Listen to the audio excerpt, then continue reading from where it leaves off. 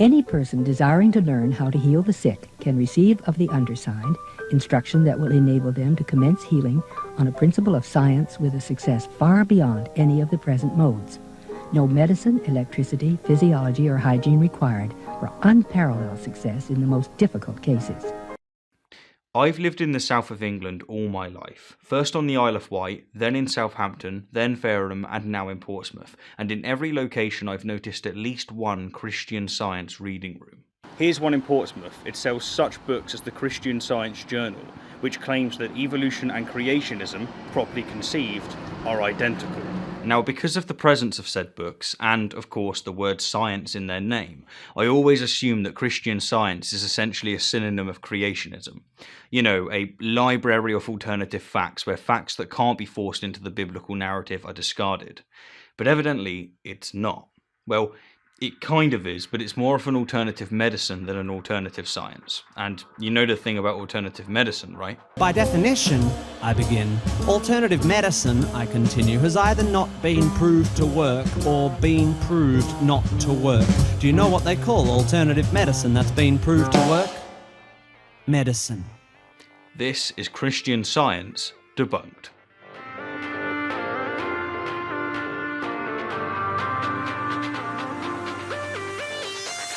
So what exactly is Christian Science? That's a good question, loyal subscriber. Allow me to provide the answer. Christian Science is simply a set of beliefs and practices belonging to a denomination of Christianity, just like, say, Jehovah's Witnesses or Latter-day Saints, and it was first developed in the 19th century by Mary Baker Eddy.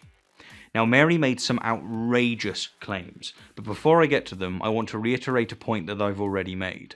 Christian Science has absolutely nothing to do with science. In fact, it's the rejection of medical science. Critics often say that it's neither Christian or science. The Christian is the easy part. She clearly was a Christian and very much out of Christian tradition. There's no problem there. The science part, if you want to be narrow about what science is and you begin to place it in specific disciplines, it doesn't seem like science. But if we're talking about an inquiry, if we're talking about a quest to solve problems and to deal with scientific problems, it does make sense. You know, I wonder, is this man Jordan Peterson's sensei? I mean, redefining science in order to call Christianity science seems well up Jordan's street. It depends on what you mean by Jesus. Jokes aside, and as the sensei implicitly admitted, Mary's Christian Science has about as much to do with science as Deepak Chopra's quantum consciousness has to do with quantum mechanics. None. But just as Chopra's cult insists the contrary, so too do Christian scientists, such as this preacher. Science is the study of something. Christian Science is the study of the Christ, the study of the life and teachings of Christ Jesus. Now, notice how loose-weaved this definition is. Using it, we could say that Buddhism is Buddhist science, since it's the study of Buddha. Or, indeed, that those who study the Loch Ness Monster are Loch Ness scientists, couldn't we? In fact, using this definition, flat earthers could call themselves flat earth scientists, because they are, after all, studying the flatness of the earth, aren't they? My point being, of course, is that this trick can be played by any cult or pseudoscience, and indeed, it often is. Science is a system of knowledge covering general truths or the operation of general laws, especially as obtained and tested through use of the scientific method. And now notice the move to a more formal definition of science. This trick, which is a form of equivocation fallacy, is unremitting in religious reasoning. In this case, the preacher uses one definition of science in order to call Christianity science, and then uses another definition of science in order to substantiate the value of science, and her flock simply and erroneously equate the two.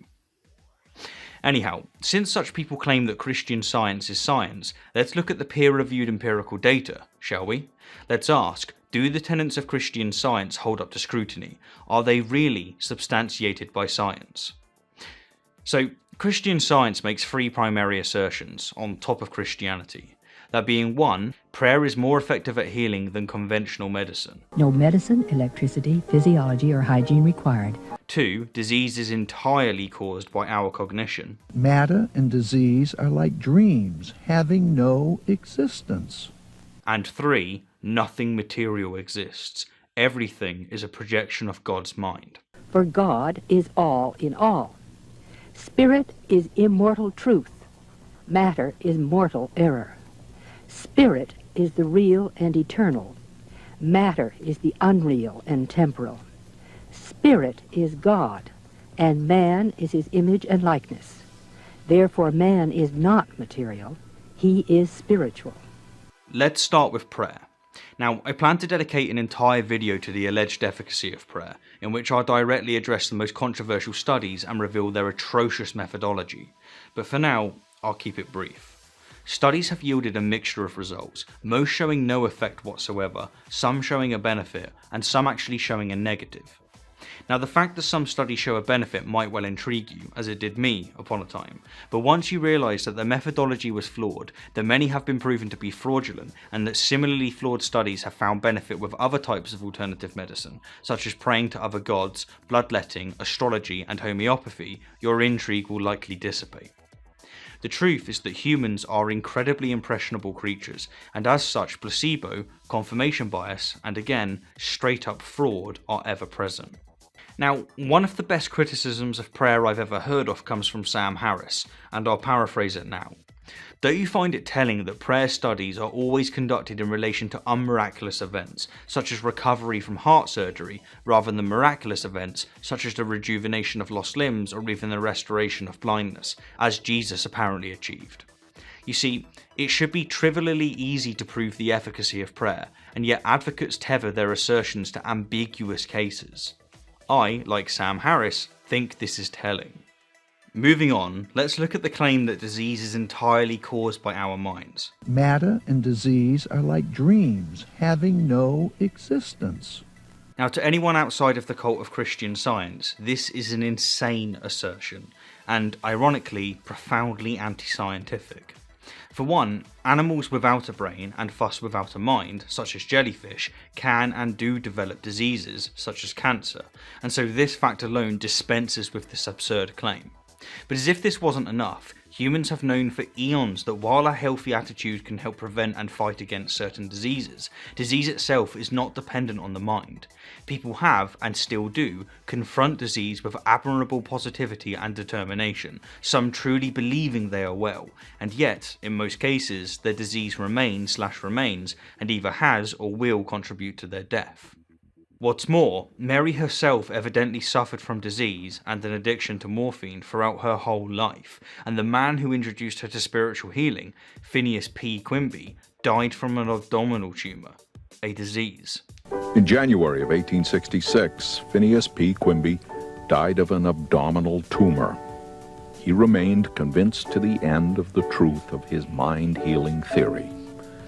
And last but not least, let's address the assertion that everything, including you and I, are projections of God's mind. Spirit is God, and man is his image and likeness.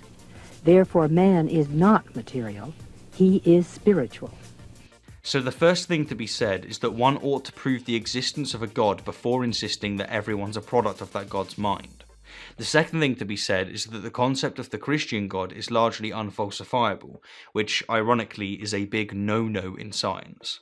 And the third thing to be said is that, other than interpretation of scripture, no evidence or argument seems to be given to substantiate this ridiculous claim. Like, really, none.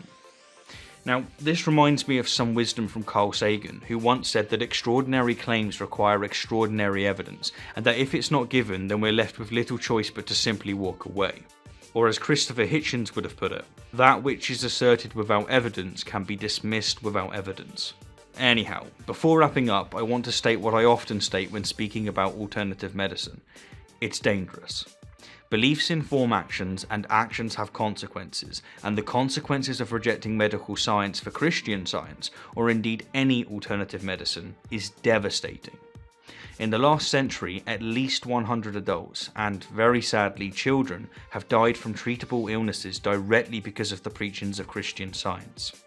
And their suffering is but one reason for why I do what I do. As always, thank you kindly for the view, and an extra special thank you to my wonderful patrons and those of you who have donated via PayPal. As of late, most of my videos are being demonetized, and so you alone are keeping me afloat. For as long as you're here, so too am I.